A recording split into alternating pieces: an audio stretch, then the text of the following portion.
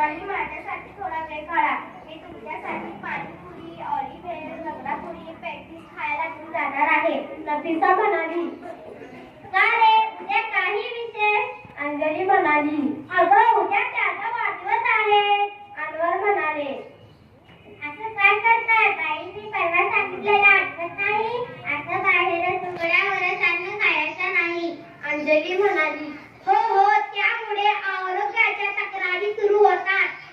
नफिसा म्हणाली. पोटदुखी होते, छाती जळजळ होते, आपल्या शरीराला जीवनसत्व, क्षार व इतर आवश्यक घटक मिळत नाही. नकोच ते असेल बाहेरचे खाणं. निखिल म्हणाला. त्यापेक्षा आपण असे करू, प्रत्येकाने जॉर्डनचा आवडतीचा एक पदार्थ घरून बनवून आणायचा आणि सगळ्यांनी मिळून वाढदिवस साजरा करायचा. जॉर्डन म्हणाले. ठीक आहे, माझी आई खूप छान केक बनवते. आम्ही तुमच्यासाठी केक बनवून घेऊन येतो.